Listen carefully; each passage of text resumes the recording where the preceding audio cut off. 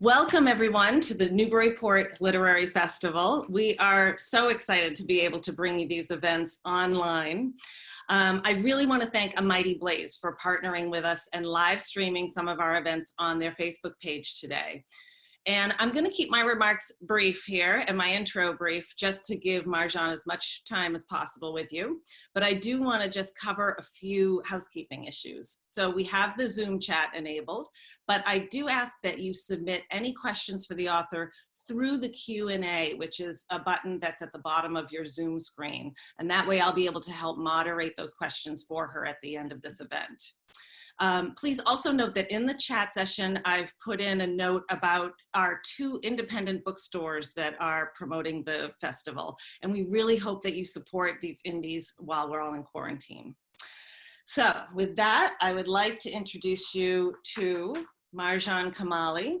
She's a novelist and teacher. Her debut novel, Together Tea, was a Massachusetts Book Award finalist, an NPR WBUR Good Read, and a Target Emerging Author Selection.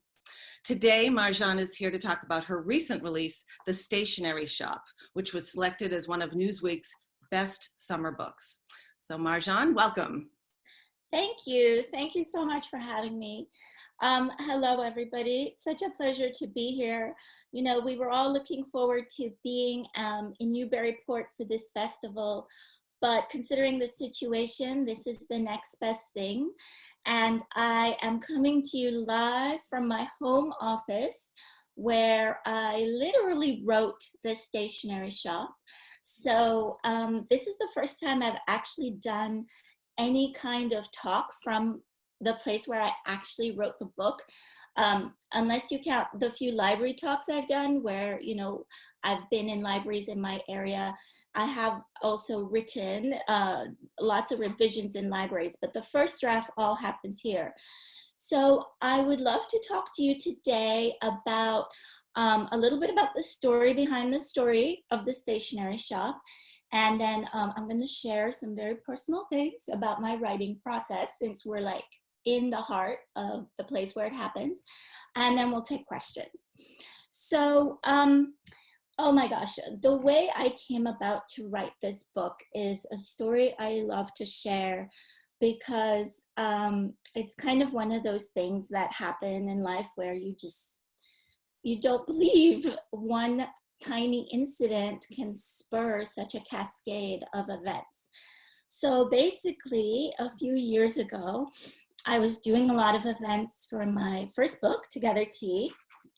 Here it is.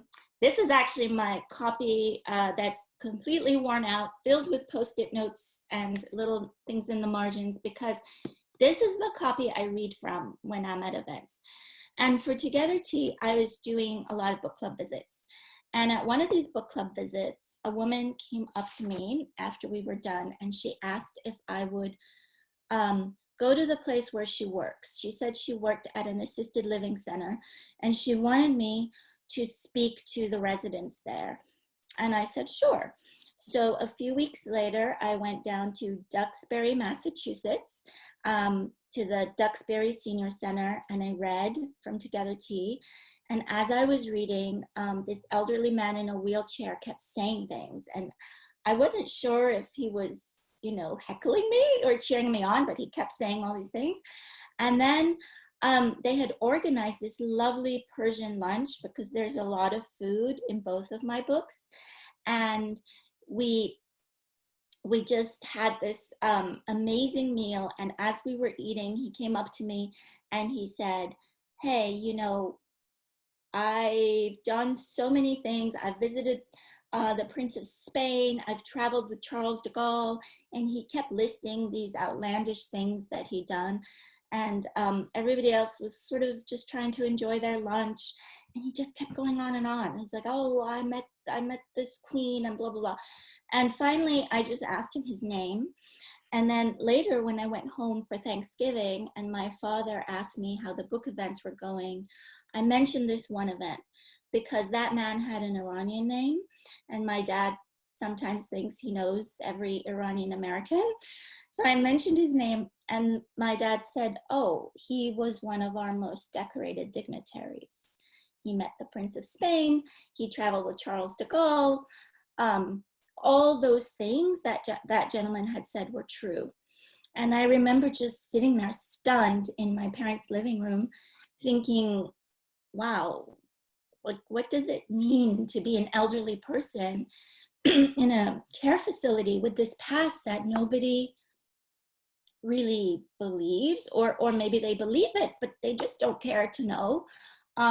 So that was the kernel for the start of the stationery shop. So I love to share that story because I feel in a way he was my guardian angel. He gave me this lovely inspiration. And then once the book came out, a few years later, I did go back to the Duxbury Senior Center and I read from the stationery shop this time. But sadly, this gentleman had passed away since. I did tell them that they needed to inspire me for the third book. But anyway, I'm gonna take a sip of coffee because it's morning and I appreciate all of you being here. And I'm going to show you a little bit about the writing process. So I told you I had that kernel, this image of an elderly man in a wheelchair. It's kind of all I had. And then I had to write a nice book. So I'm a big fan of letting the first draft kind of unfold on its own. I don't plot in advance. Some writers do plot in advance. They do outlines. They might do little notes on an index card. And I've always admired that, but I tend to just use my first drafts to discover what the story is about. And one of the things I love to do, I do it at this very desk, is I love to write longhand, especially in first draft. So this is a notebook that I used for the stationery shop. I highly advocate the most simple instruments so that you don't make your writing precious, so that it's not a big to-do to get to it and in the morning. But here are literally handwritten pages of the first draft of the stationery shop. Now, it's funny because I was looking at these last night to show you guys, and I realized that some of this stuff is in the actual finished book word for word. So I do the handwritten, and then as I figure out the story, I also work on my laptop.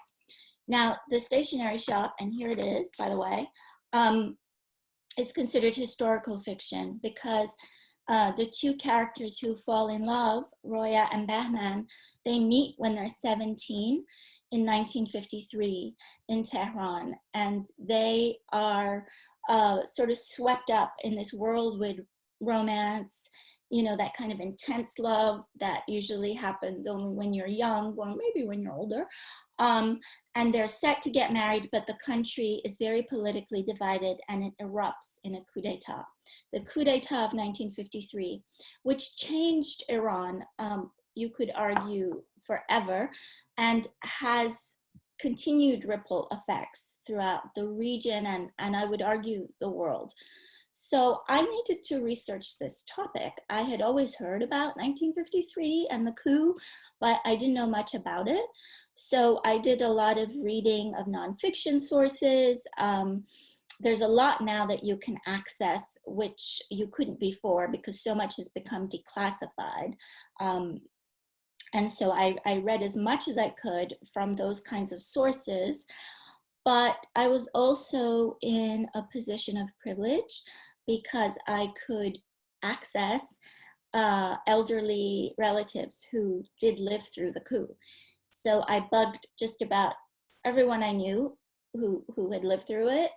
And let's just say most of them didn't want to talk to me. I think it's a very sensitive topic.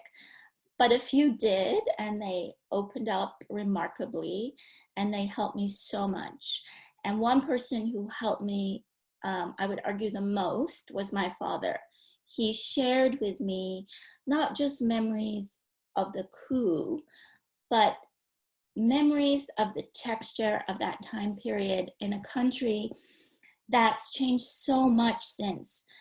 So he told me things like what people were wearing,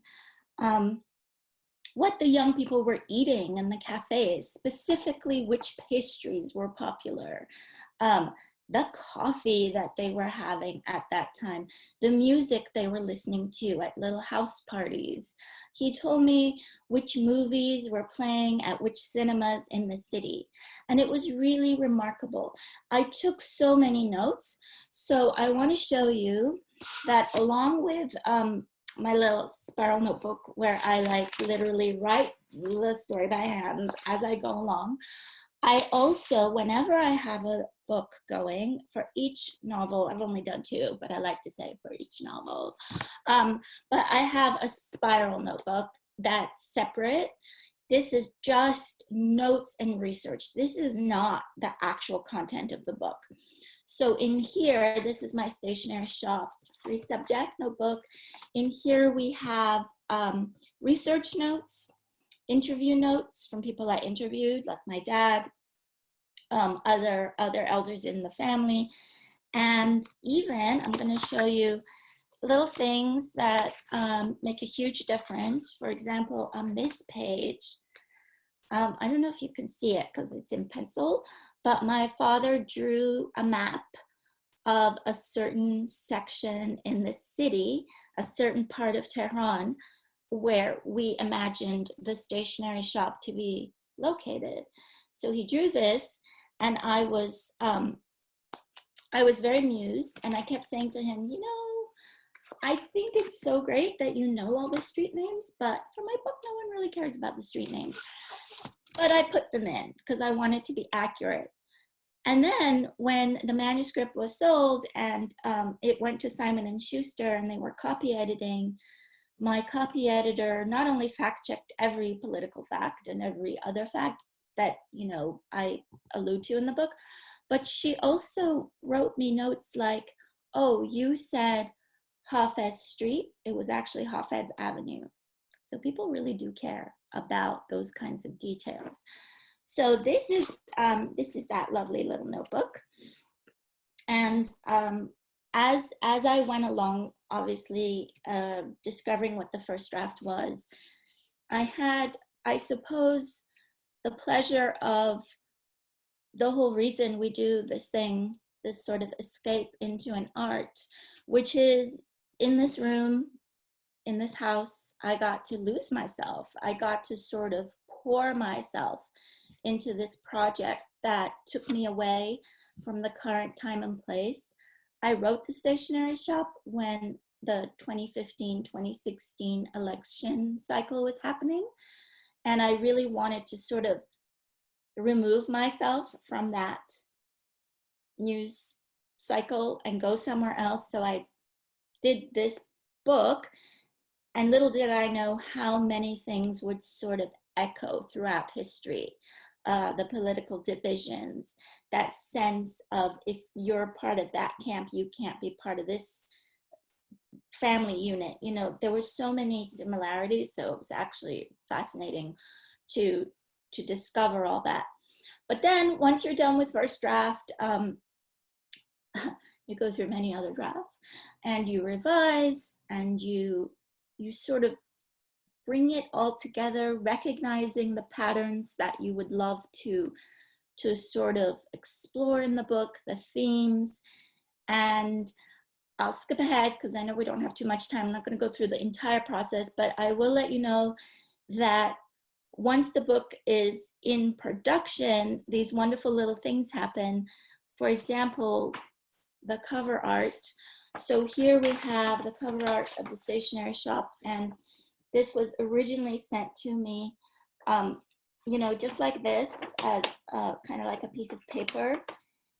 And because life is what it is, all this lovely stuff happening with this book coming out happened at the exact time when my father had fallen and he was in the hospital, and then he was in a care facility and he was in a wheelchair. So he was the one who helped, you know, with so much of the research of the book. And then I felt like I was full circle because I was back in a care facility, but this time instead of that stranger who had given me the kernel of the idea for the book. My father was now in a wheelchair, so won't go into that. I do think life can be very strange sometimes. And then, so the hardcover came out. There's a hardcover, and what people sometimes ask me, which I think not everybody knows, is there's a whole other sort of launch cycle that happens with paperback. So here's the paperback. The paperback came out in mid-February. It's a different cover. You see the silhouette of the lovers, and I do feel it captures the book just as beautifully as the hardcover. And then different editions have different covers. So here's the UK edition. In the UK, it's called The Stationery Shop of Tehran. And as you can see, I don't know if you could see with the light, but it's a woman walking into the city with her green dress, which is straight from the book.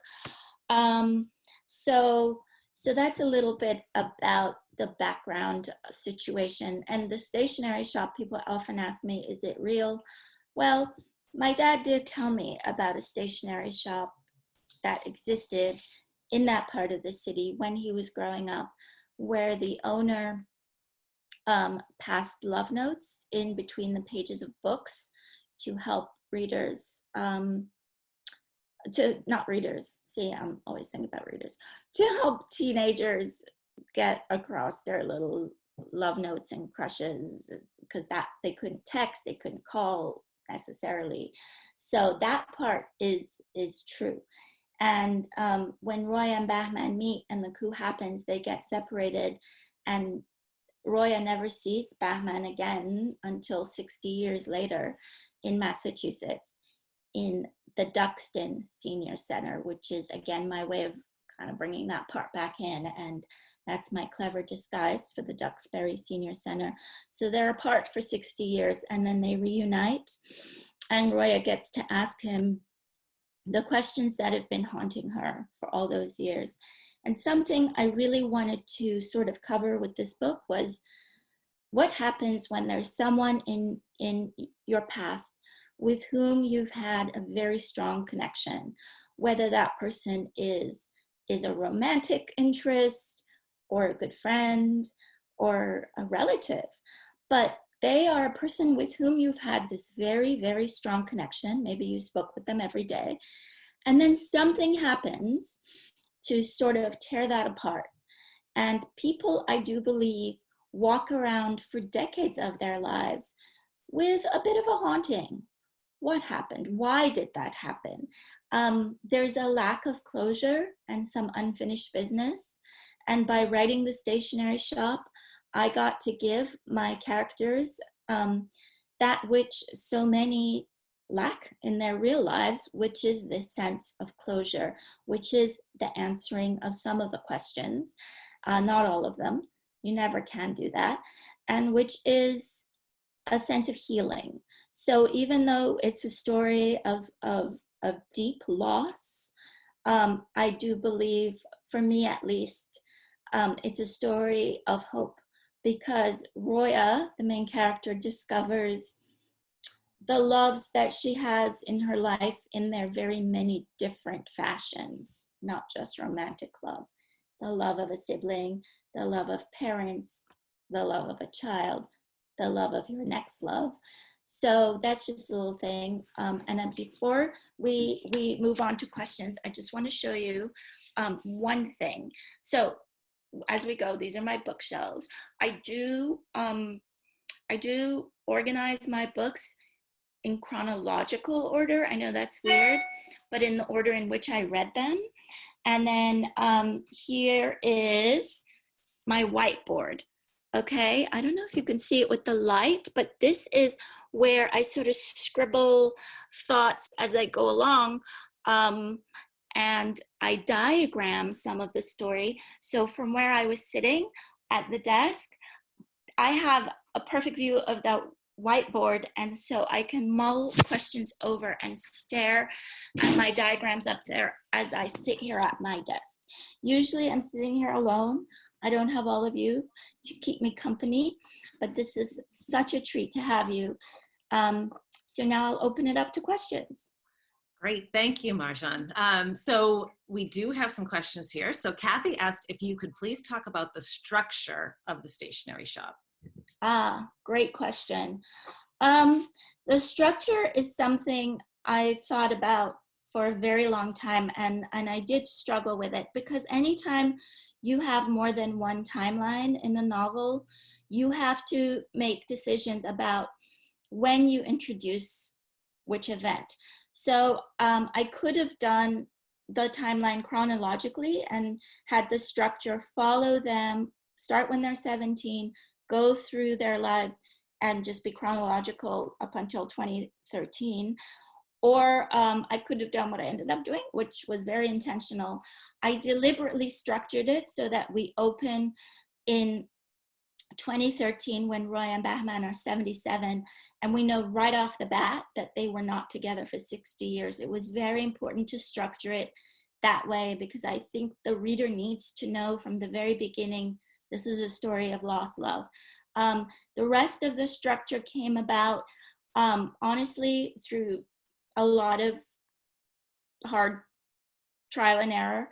I like to print out the draft, and sometimes when I have those hard copy pages, I will literally spread them out on the floor and reorganize the order to see what happens.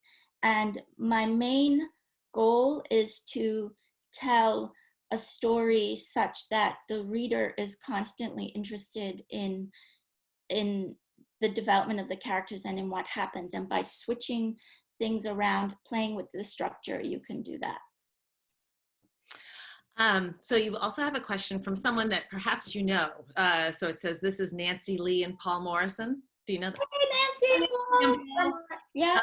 So they're very excited to see your story and your success. But she says, it seems as though Together Tea was a story that was partly your mother's story, and Stationery Shop is a project strongly influenced by your father. Have your relationships changed as a result of your work, and how was each different from the other? Great question. Hi, Nancy. Hi, Paul. So basically, Together Tea is a mother-daughter story, and it is semi-autobiographical. But I have to say that mother in Together Tea is not my mother. And my own mother will be the first one to tell you that that is not her. So the Stationery Shop, it is true, is very much informed by my father's experiences in the details of the period. But again, it's not even his story at all. He's not Bahman. So my relationships have changed, because when I was writing the books, when I was the emerging author, my parents wanted me to write about not Iran. And then as the books developed and came out and people received them positively, I think something in them shifted too, and now they're very proud of where we are. But yes, it's been a long, long road. And Karen asks, are you in the process of writing another book? Which is similar to a question from Crystal King, who's asking if the diagram on the whiteboard is for your next story. Oh, Crystal, how I wish that diagram was for my next story. It is not. It's for the Stationery Shop. So actually there were some spoilers, but I don't think you could really see it anyway. The diagram is from the Stationery Shop. The day I erase it, we are in good shape, because that means I've moved on in a very good way. I have started the third book, which means I told you I have a whole new notebook. So here's the notebook for the third book. Yay! Most of the pages remain blank. I have some stuff in. So we are in the baby steps, early days, early stages. And have you visited the places in Iran that you wrote about? That's from Judy.